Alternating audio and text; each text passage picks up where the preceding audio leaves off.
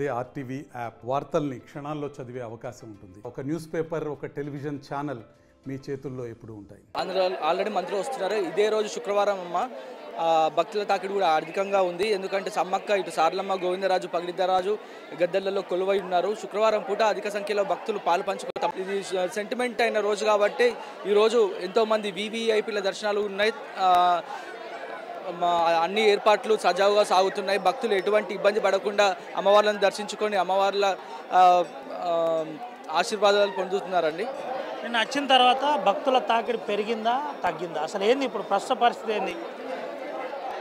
ప్రతి జాతరలో ఏంటంటే అమ్మవార్లందరూ గద్దెలలో కొలువు ఉన్న తర్వాతనే భక్తుల తాకిడి అధికంగా ఉంటుంది.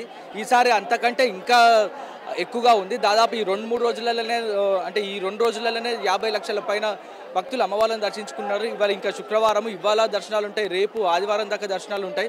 దాదాపు 2 కోట్ల మంది భక్తులు అమ్మవార్లను దర్శించుకునే అవకాశం ఉందండి. ఏంటి సార్, ఎప్పుడు గురుగారు చెప్పండి, ఎప్పుడు అమ్మవార్లని ఈ రోజు అంత ఉంచుతారు, రేపు ఎప్పుడు పోనున్నారు అమ్మవార్లు ఇద్దరు? శుక్రవారం రోజున భక్తుల దర్శనార్థం అమ్మవార్లను ఇక్కడ ఉంచుతామండి. శనివారం పూట సాయంత్రం మళ్ళీ తిరిగి వనప్రవేశం చేయడం జరుగుతుంది. ఏ టైం ఎక్స్పెక్ట్ చేయాలి?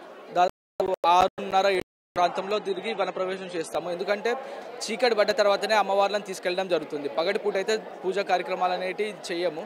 ఎవరు చూడకుండా గోప్యంగా తీసుకెళ్ళి వాళ్ళ నివాసంలోకి ప్లాస్టిక్ వాడకాన్ని తగ్గించండి. అలానే కాకుండా బీర్ సీసాలు పంట పొలాలలో పలగొడుతున్నారు. అట్లా పలగొట్టడం వల్ల మా వర్షాకాలం వచ్చిందంటే మాకు చాలా ఇబ్బంది అవుతుంది. ఇంకోటి ఏంటంటే సమ్మక్క సారలమ్మ తల్లికి పెట్టిన ప్రసాదాన్ని దాన్ని అది హలాలు చేయొద్దు. ఈ 2-3 జాతర నుంచి హలాల్ అని పేరు వినిపిస్తుంది. హలాల్ అనేది ఈ ఆదివాసీ సాంప్రదాయాల ప్రకారం జరగాల్సిందే.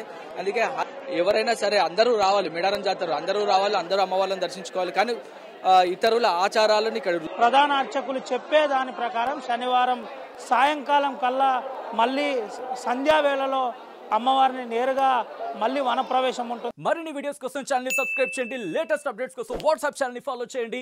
అండ్ లింక్ డిస్క్రిప్షన్ లో ఉంది.